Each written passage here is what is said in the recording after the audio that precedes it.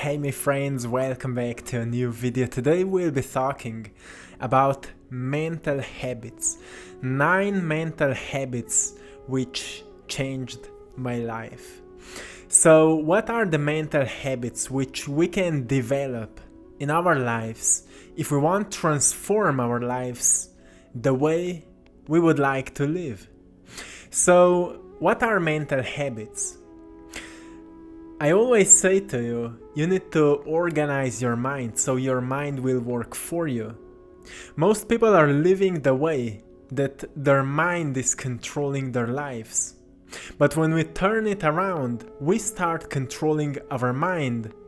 So our life can become a byproduct of an organized mind. So mental habits can help us to organize our mind, so we can become more self-aware, so we can become more focused on what is truly important to us. For example, if you want to shift your life, let's say you want to build your own business, you want to quit the job that is not working for you, that is not providing you a great level of happiness, and you want to start on your own company. You want to start serving people the way that will fulfill you. You can truly start working on it if you are able to organize your mind the way that you will always find that inner drive, that you will be able to connect with your intuition, that you will be able to stay motivated even when you are not making results. So the first mental habit that is always working for me is clarity. Clarity is so important. Why? Because when we are clear on what we want, we have truly precise goals, plans, dreams, visions. We have precise ideas what we want. So it is the same as we would say that through the dirty window we can't see much. That's the mind of most people, filled with thoughts. So their mind is kinda dirty and they can't see through the lens of their perception clearly. But when we get clear on what are we working on, what we're about to do today, what we want to achieve, when we get clear on our goals, our window will get clear and we will be able to see things clearly as they are. Therefore, we will be able to change what we want to change. We will be able to initiate what we want to initiate. If we want to initiate something, we need to be clear on what we want to initiate.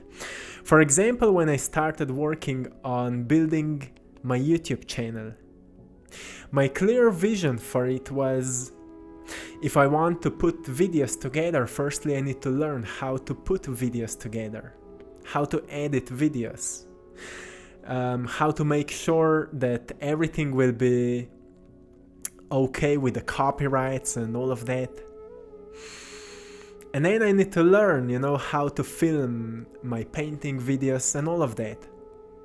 So mental clarity helped me to focus on what is important. I was not focusing so much about what other people are doing on social media. I was rather learning about how can I improve myself so I can serve my purpose, so I can share my gifts. When we get clear on what we want to do, everything will become easy. So many people are distracting themselves with all possible things, especially with our phones. There's many young people in the community here on AttractPassion, many young people. And when I'm seeing young people outside, most of them are constantly on their phones. I have a younger brother, 10 years younger from me. And I see him and his friends always scrolling on the phone. But we can use our phones to make money, for example.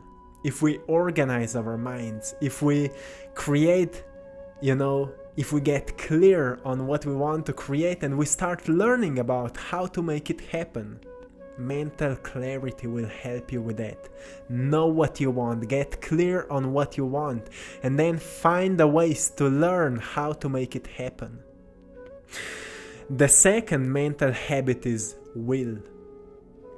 Do what you say you will do. How often we say that we will do something, but then we do all other possible things. When we train our will, I also like to say will is a muscle. Our will is a muscle. When we train our muscle, it gets stronger. When we are training our will, the willpower, as we know, will get stronger. So, how to train your willpower? Well, every morning, or even better, before you go to sleep, write down what will you do the next day.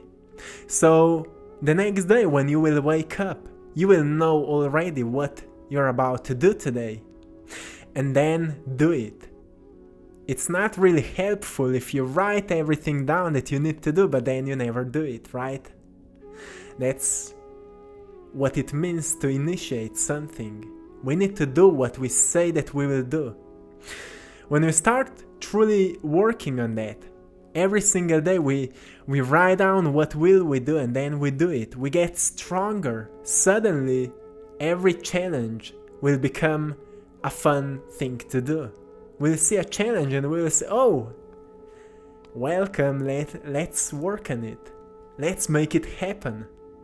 So train your willpower and you will see that everything will become easier.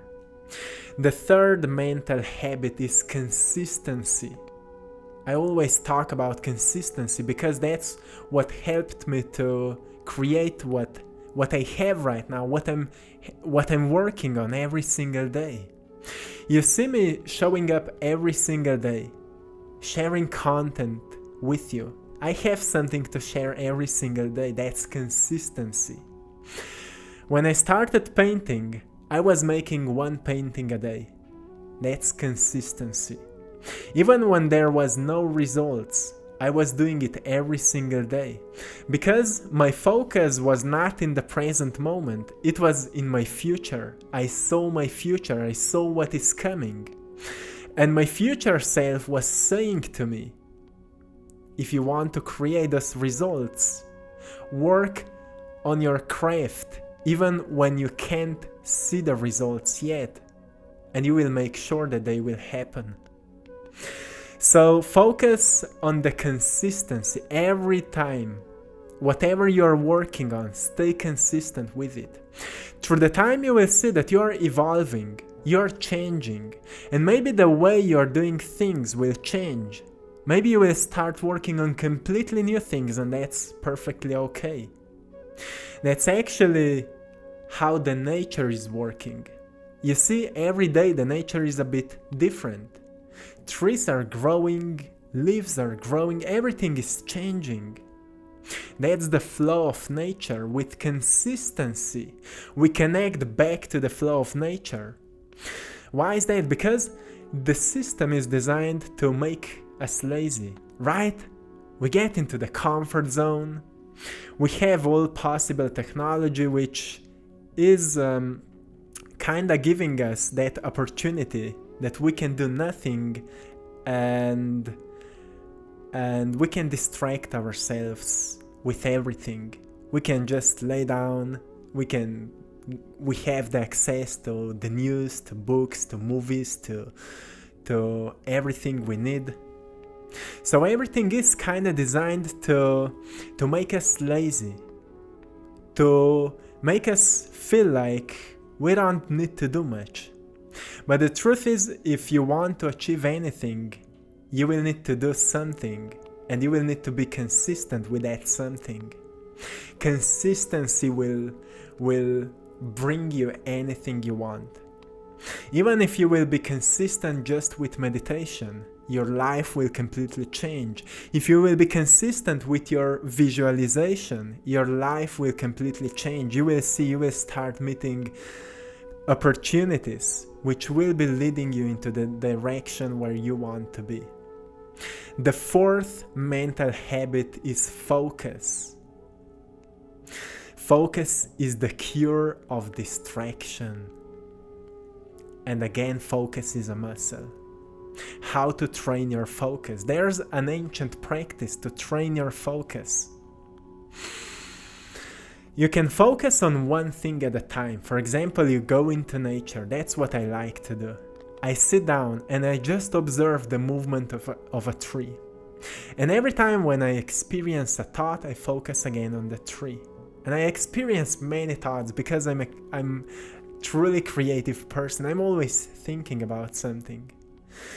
But then I focus again on a tree. And you know who will win? The awareness or the thoughts. There's always a battle between being aware or being lost in thinking. And more you're paying attention to just being aware, less you will be thinking. So the magic is more you're paying attention to just being aware as an observer of that moving tree or fire on a candle or a beautiful flower or a butterfly or a bird or whatever it is, better you will get at being present and being focused. And that's how will you train your focus muscle. So when we train our focus, we become better at communicating, at conversations. You know how often it happens that we are communicating with somebody, like we are sharing passionately our creative ideas, and that other person is just daydreaming, lost in his head. And then we say, what do you think about it? And he will say, what did you just say? Right? So we need to train our focus. That's how we can care more for others as well. That's how can we increase the level of compassion. And that's how can we uplift our lives, raise our vibrations. Everything starts with focus. Focus on your goals and you will see a way towards them, right? The fifth mental habit is reading. I start my day with reading for at least 45 minutes every single day. Sometimes I'm skipping it. I like to expand my meditation or I go outside for a walk. I'm spontaneous. But most of the time I'm reading in the morning. I love to read, especially English is not my first language, so I'm always reading English books to expand my vocabulary, to always learn some new words and to remember what I forgot through my life journey. As we all know, before we've been born, we knew everything. But then we got this life experience and we forgot most of the things, so we can learn them again, so we can remember once again who we are and what's our mission, why we've chosen to come here. So my friends, reading is truly powerful. Like Jim Quick say, you know, the brain coach, if you know him, Jim Quick says, like, reading to the brain is like workout to your body. So every time when we are reading, as neuroscientists are saying, we are working out our brain so brain can function better. All the neurons can become healthier, younger, you know, the brain cells which are exchanging information. So reading is truly powerful. Then through reading we are learning about all possible things we are reading about. I prefer to read about biology a little bit, psychology a little bit. Maybe quantum physics can help you to understand a little bit more how reality works. Then you can read about anything you like. Anything you like. Reading will expand your mind. The sixth mental habit is forgiveness. I've learned to forgive. Why forgiveness is so powerful? If we don't forgive, we get attached to the beautiful and to the worst possible moments which happen in our lives. It's good to be attached to the beautiful moments because they are reminding us that it's possible to be happy, free, in love, blissful, and all of that. But when we are too attached to the bad moments or to the negative moments, there is no such a thing as a bad moment, but we describe them that way. When we get too attached to the negative moments, we start carrying the weights of the pain, right? How often we find ourselves carrying the pain from the past and we don't know how to lose it off, how to pull it off. Forgiveness is the key. How to forgive? Well, firstly, we need to understand that everybody is somehow in pain. And when people hurt us, they're just projecting their pain to us. Firstly, if we understand that they are projecting their pain to us, then we will know that their intention was not to hurt us. They just don't know how to heal themselves, so they don't know how to be better. By understanding that, we get to acceptance. We accept them as they are. We understand that they are going through something. Everybody is going through something. So whoever did something painful to you in your past, understand that that was the best they knew. From that understanding, we start accepting people. Of course, you find your other path, you go away, you meet new people, but you don't need to be attached anymore to those painful moments. Then another part of forgiveness is finding the lessons, finding the meaning. Through my journey, as I'm sharing this kind of content, I've met many people which went through childhood abuse, and many of those people were truly inspiring as I met them. But when they were explaining their stories from the childhood, those were truly hard stories, truly painful stories. But they found a light in their darkest moments. What they found their inner strength. They found out that, there's many people on the world which are going through what I went through. And I am still standing, which means I have a capacity to heal, and I have a capacity to help others to heal as well. So many of those people found their light in their darkest moments. If you are able to find your light in your darkest moments, you will forgive to all the hardest things that happen to you. To any negative person that went or that was crossing your path, learn to forgive. It will completely free yourself from anything. Truly, you will see. And then gratitude will help you to raise your energy when you're going through it. Focus on gratitude. What can you appreciate? But everything together, as I mentioned, will help you to heal the wounds from the past.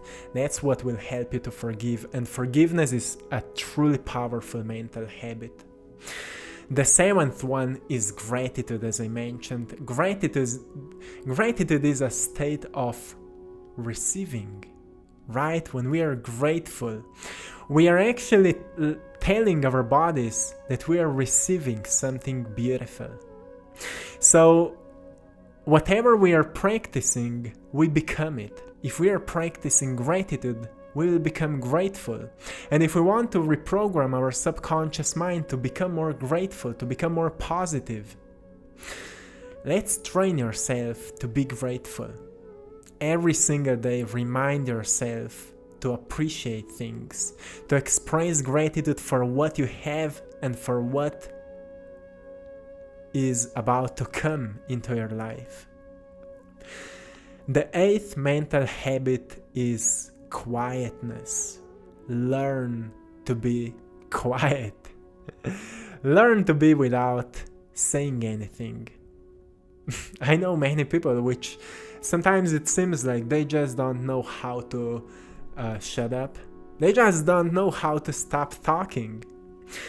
We also need to master how to be quiet. And I've learned that for myself. I was always a quiet kid. Always. I was rather quiet than talking about something meaningless. And I'm still like that. I'm rather quiet than talking about something meaningless. So it was not a hard habit for me. The hardest habit for me actually was to express what I feel. And I'm becoming better at it because I'm doing it every single day.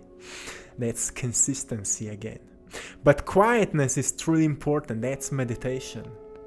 We can master it by going to the harmonious places, quiet places, and we just observe, or even we just become aware. We close our eyes, we put into our ears some peaceful music, if you prefer some binaural beats or some healing frequencies, and just be aware, be quiet, experience the quietness, feel the sound with your whole body and just enjoying it.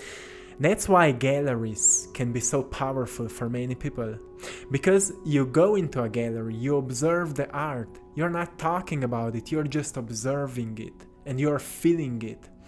That's why so many people can be fascinated by art, because they can feel it. And we can feel something when we are not talking about it, but we are rather just observing it. That's powerful. And the ninth mental habit, which can completely change your life, is visualization. It will help you to transform your goals the way that will truly fulfill your life. So we can have any kind of a goal we imagine, right? We put something on a vision board, or we write it down what we want to achieve in the next 5 or 10 years. But what kind of value is attached to that goal if it is not fulfilling us, right? Through our visualization power, we can visualize something and we can experience it as it is real. And that's how we can actually find out, is it truly the thing we want to chase or create, with our energy, with our focus, by dedicating our time to it. Visualization can help us to experience a thing with our whole body. For example, you have a certain idea of what you want to create in your life, or what you want to have in your life. When we start visualizing it, we start experiencing it as it is real. More we are training our visualization, better we get at it.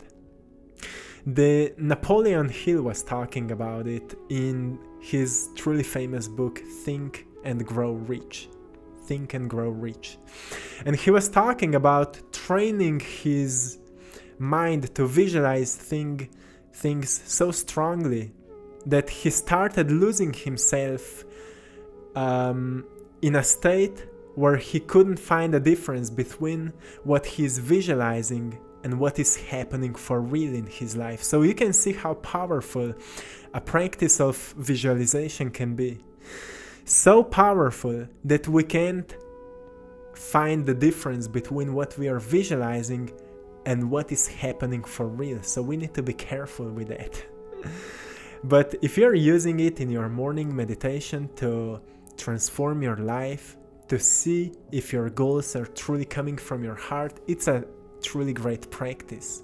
And it's a great mental habit to develop, to always see things before they happen in your mind's eye. So this is it for today, my friends. 9 mental habits which have completely changed my life. And I hope it can help you on your path, so you can create your life the way you would like it to be. So this is it, my friends. I hope you've enjoyed today's painting, Mind as the Creator. This painting is actually a representation of the creation which is happening through the tool which we call the mind. Powerful tool which we all have. Not many people are working on mastering it, but if we start working on mastering it, you will see you can create wonders with it. So give it a chance and dedicate your life to master your mind, and everything else will become truly easy. This is it. If you would like to find more about my art, you can find it on my Instagram page. If you have any questions or anything, add me on my Instagram page. I draw my passion, and see you there. Also stay tuned for the next giveaway coming soon. Everything on my Instagram page. So this is it, my friends. I'm sending you all love, blessings, and lots of power. Till next time, one love.